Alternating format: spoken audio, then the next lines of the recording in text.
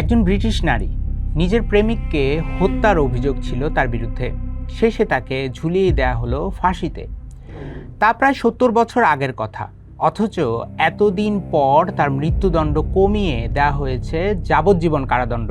কিন্তু কেন? পুরোটা জানতে সাথেই থাকুন, সময় বেশি লাগবে না, গ্যারান্টি।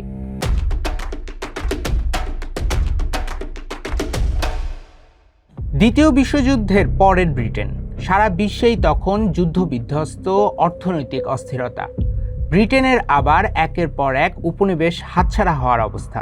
তো এমন টালমাটাল অবস্থাতেই দেশটিতে একজন নারীর ফাঁসি হয়ে যায়, তাও আবার প্রেমিককে গুলি করে হত্যার অভিযোগে। ওই নারীর নাম ছিল রুথ এলিস। তিনি একটা নাইট ক্লাবে চাকরি করতেন এবং 2 সন্তানের মা ছিল। তার প্রেমিকের নাম ছিল ডেভিড ব্লেকলি। লন্ডনে একটা পাবের বাইরে ডেভিডকে গুলি করেছিলেন রুথ। তাতে মৃত্যু হয়েছিল ডেভিডের। আর এই হত্যার অভিযোগেই রুথকে 1955 সালে লন্ডনের এক জেলে ফাঁসিতে ঝোলানো হয়। রুথের এই ফাঁসির ঘটনাটি ব্রিটেনে সেই সময় খুবই আলোচিত একটি ঘটনা ছিল। সামাজিকভাবেও রুথের বিরুদ্ধে এক ধরনের জনমত গড়ে উঠেছিল, ঠিক যেমনটা আমাদের দেশেও দেখা যায়। হত্যার বিচার নিশ্চিতের দাবি উঠেছিল জোরে সোরে। নিন্দুকেরা বলে থাকেন এই জনমতের চাপেই অনেকটা রুথের ফাঁসির রায় হয়েছিল এবং তা কার্যকর করা হয়েছিল।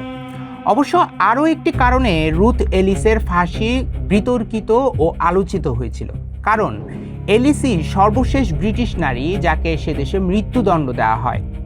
এই ঘটনার কিছুদিন পরই ব্রিটেনে খুনের শাস্তি হিসেবে মৃত্যুদণ্ড বিলুপ্ত করে দেওয়া হয়। 70 বছর আগের এই ঘটনা চলতি বছরের জুলাই মাসে আবার নতুন করে আলোচনায় এসেছে, কারণ ব্রিটিশ রাজ চার্লস সম্প্রতি রুথ এলিসের মৃত্যুদণ্ড কমিয়ে শর্ত সাপেক্ষে মরণোত্তর যাবজ্জীবন কারাদণ্ডের আদেশ দিয়েছেন।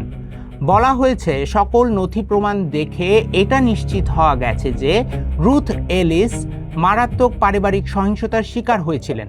যে প্রেমিককে তিনি হত্যা করেছিলেন সেই ডেভিড ব্লেকলি নিদারুণ নির্যাতন চালাতেন তার উপর, আর তাতে অতিষ্ঠ হয়েই শেষে প্রেমিককে গুলি করেছিলেন রুথ।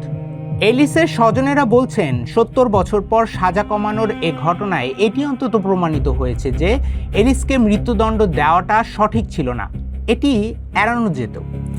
বিশ্লেষকেরা বলছেন রুথ এলিসকে এতদিন দেখানো হতো একজন ঠান্ডা মাথার খুনি হিসেবে। ব্রিটিশ সমাজ এভাবেই রুথের ফাঁসির বৈধতা উৎপাদন করেছিল এবং টিকেও রেখেছিল তা, কারণ নারীর প্রতি হওয়া পারিবারিক সহিংসতা ও নির্যাতনকে ওই সময় গুরুত্ব দিত না ব্রিটিশরা। তেমন সহিংসতা ও নির্যাতন একজন নারীর উপর কী প্রভাব ফেলতে পারে সেটি নিয়েও ভাবা হতো না। তবে এখন সময় বদলেছে কিছুটা, তাই হয়তো বদলে গেল শাস্তিও। কিন্তু একবার ভেবে দেখুন তো, 2 সন্তানের মা এক নারী পরিবারে সহিংসতার শিকার হলেন, সইতে না পেরে শেষে নিজেও সহিংস হয়ে উঠলেন। অথচ সেসব না ভেবে তাকে দিয়ে দেওয়া হলো শুধুই খুনির একটা তকমা।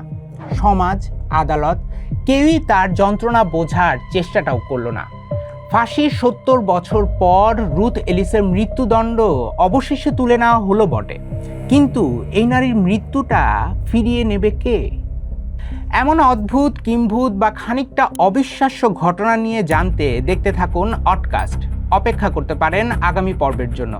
আর হ্যাঁ, আপনার জীবনের মূল্যবান কয়েক মিনিট সময়ের জন্য অনেক ধন্যবাদ।